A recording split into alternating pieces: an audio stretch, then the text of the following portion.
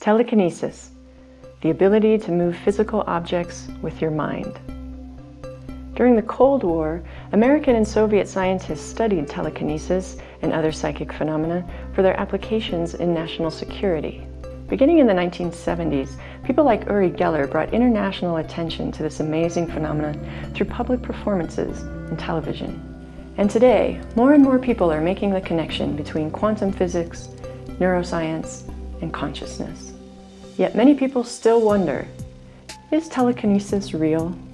Sean McNamara is a meditation instructor who teaches telekinesis. To help you answer the question, is it real? We'll watch what happens when he teaches a group of energy workers how to move objects with their mind. First, let's meet the group. I'm just here because I'm always curious. I've never done this before, and I'm looking forward to seeing what kind of magic we can create. I spend my life doing weird things like this as much as possible. In fact, I do it multiple times a day. It's the only people I work with. So I'm just adding one more cool thing to my experience. I love this kind of stuff. I'm with Kathy, and we just love exploring what our capabilities are. And I think I'm ready to step outside the box of what we think is possible and explore the impossible and make that really part of who we are and empower us to do things that we thought we could do. And this is my second time taking this class. The first time was absolutely phenomenal. I was the biggest skeptic in the room and insisted on tape around the glass container, and somebody gave me a towel. I mean, it was terrible. I do apologize. And I'm back again because even though at home I was able to do it for a couple days, I didn't keep practicing, and I've kind of lost my touch. So I'm back here to get that back and solidify my learning a bit more, and it's so much fun to play with like-minded people. I am April Lisa, and I love the intersection of spirit and the material world. And I think that magic, that place where things come together, is really the juiciest place. And so I think this embodies some of that, and I'm really curious, and I want to do it so bad. But I don't know, maybe I won't. But we're here to experiment, right? And just see. So I love exploration too, and just being curious. I'm really curious to see what happens. Yeah. Sean begins by introducing the key concepts of mind over matter and shows them the special breathing technique they'll be using. Then it's time to get familiar with the object. Today's object is a piece of tin foil which will be placed inside a glass container. At this step, the goal is to become familiar with the object in order to reduce one's sense of separateness from it. As you do this work, once in a while you'll want to ask yourself, try and connect with it that way. What is it like to be you? The next step is to balance the tinfoil on a needle and build an energetic connection with it. And slowly widen them out about shoulder width or a little farther out, and then very slowly bring them closer to the object. And just notice how the object will move differently the closer your hands get, and then just all the differences in the movement. And then widen them again. So very slowly making your hands wider and then closer.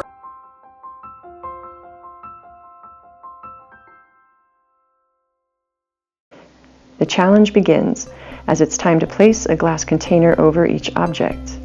This will prevent air movement from disturbing them. They begin by placing their hands directly on the glass. Sean offers guidance on how to use intention and attention to influence the object. And then also, once in a while, using that intention that you just felt in your mind, intending it to move. And I find that it's best to not force a direction. Don't make it turn clockwise or counterclockwise. The intention is just that it moves. That want, that desire, that request. Without words, just that little bubble in your mind. You're sending it to the object. So it's really more of your subconscious nature, the deeper you that's sending that impulse. It's connecting with the energy that's causing the movement. And one thing that's very important is to keep your eyes open and looking at the object, and let your eyes choose where they want to go. And if you're a healer, you know this. If you do other consciousness exploration like lucid dreaming or anything that's intentional, you know that where you pay attention is where the energy goes. As the participants relax and apply the instructions, the objects begin to move.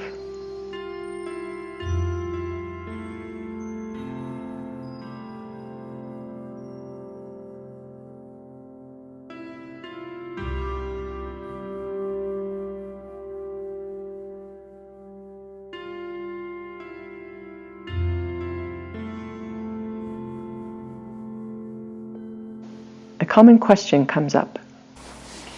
So how do I know it's not just electrostatic? Sean knows that by touching the glass, there's too much room for doubt about whether or not this is telekinesis. Are their hands simply warming up the air inside the container, creating air movement? There's only one way to answer that question.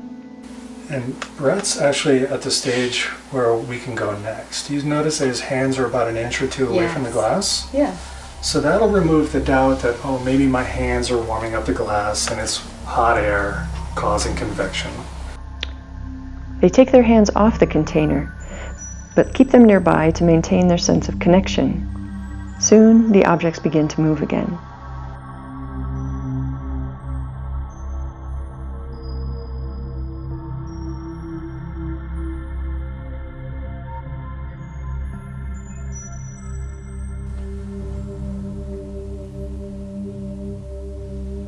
Some of the group members are healers and are experimenting by using their own techniques on the object. If it's pausing and you want to try moving it without moving your hands, again, rely on the breathing technique. Take a nice deep breath.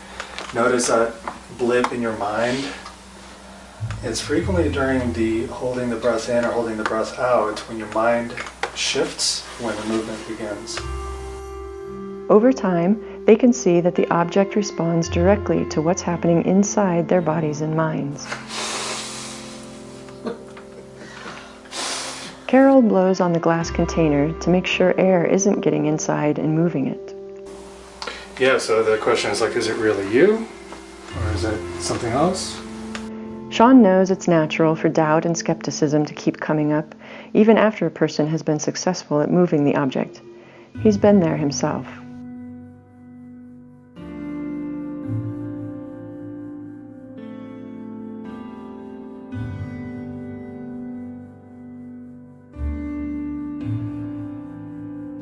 Now it's time for the next level, removing the hands completely. We have to ask, were the hands even necessary? And I just regard them as training wheels. Several minutes pass. And this is where you really rely on relaxation, attention. Your eyes do guide where the energy goes. Each person will need to relax even more deeply and apply greater intention if they want to be successful. This is challenging because until now it was assumed that energy from the hands was required to move the object. Too much mental stress at this point might prevent telekinesis from happening. Can they do it? Finally, the objects begin to move.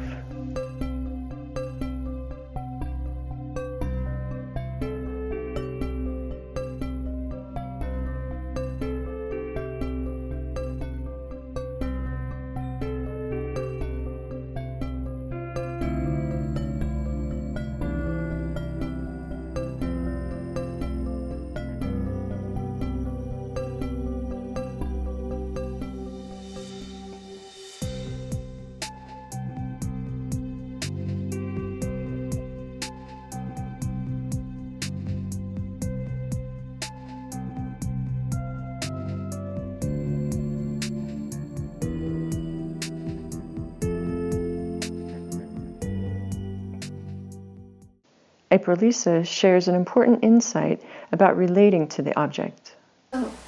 I I felt like if I just drop out of thinking about it and I go into flow myself, and I just go into flow like I'm a river. Like I'm a river, I get more. But it's a change of attitude towards it. Instead of feeling like I need to affect this, it's just I'm letting it dance with my energy, letting it respond to me rather than me trying to affect it. The next stage, for whoever's feeling ready. Sean is feeling confident about the group and introduces the next level. He asks them to stand up and move away from their objects.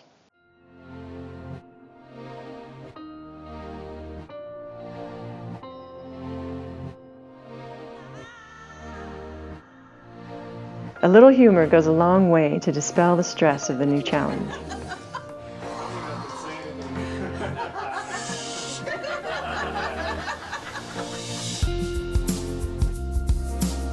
But, just like earlier, patience and relaxation are key. Don't be discouraged if it doesn't move right away, because when it does move, it will move.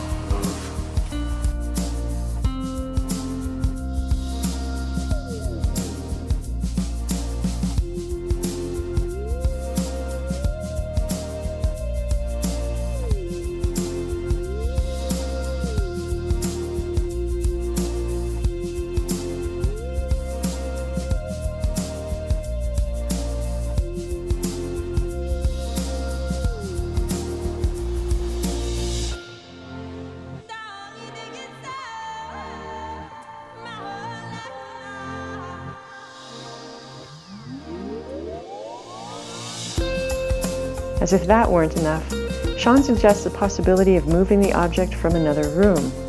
Carol, Ted, and Brett decide to go for it.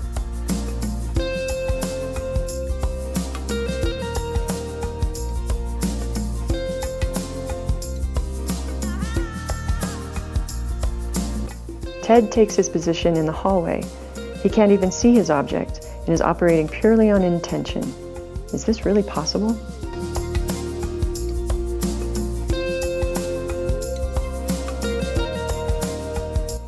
Yes, he's doing it.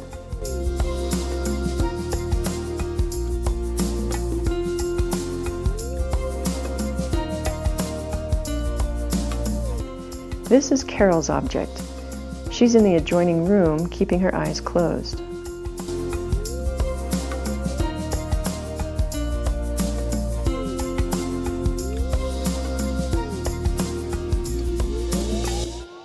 Brett's is moving too. You can almost feel his sense of gentle presence as he applies his technique.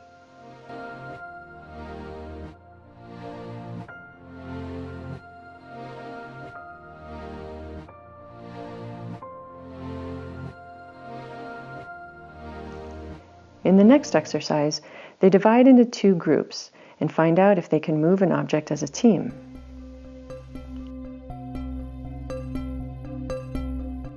April, Lisa, Brett, and Emily patiently wait while building up their collective energy.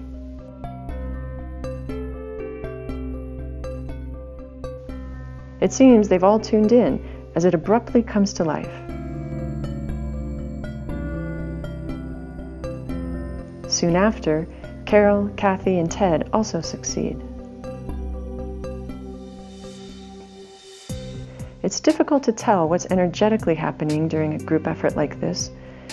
Carol offers a helpful analogy from a story about an orchestra. It was, they tied the conductor's hands behind his back and had him not tell the orchestra what to play, but they were all to play to the top of their instrument, and they all came together to one song without knowing what it was.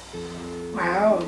And so I think there's something to be said for that connection that we have when we, whether it's the heart or whatever it is, but it just seems so interesting. The heart brain is what figured that would help us. I feel more energy coming from the lower chakras, 1 and 2, Okay. and from the Danshan when it moves. That's been my experience with the breath. Is Oh, that yeah. the energy's coming from there rather than the heart. I Yeah. use that energy and I push it up here and then push it out.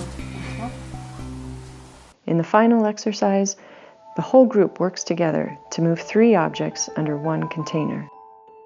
My thing is, what I find is just appreciation of it, and seeing how beautiful it is, and when it changes in the light. That feels like a connection, interface for me. Let's hear their final thoughts about what they discovered. Their insights will be helpful for anyone wanting to learn telekinesis. Well, one thing I noticed that was pretty interesting for me was that it moved less when we were using the techniques that I expected to be easier, and it moved more when we were using the techniques that I expected to be more difficult. So that's kind of cool. What I was really surprised about was it moved most when I was standing over there. And that is not at all what I expected. So, yeah. I'm excited that I could do it at all, and and it validates energy. I always feel energy, but it's nice to see it as well. Yeah, I guess I was used to feeling energy in the hands and seeing that amount of it, and then to switch and say, no, it's not in the hands, it's really in the mind, and try to do it from farther away was really cool to say, okay, how powerful is the mind in terms of creating the energy, and I love the idea of just relaxing into it. I think the breathing technique was really key for that, to really relax and not try to force it and not try to expect it too much, just let it happen. I found it very enjoyable. It's nice to gather, like I said, with like-minded individuals and see what we can create. I think it strengthens our understanding of we are so much more than we think we are, and we affect so much more than we realize we do. More and more people are exploring telekinesis. If you're still not sure whether or not it's real, the best thing to do is try it yourself and see what's possible.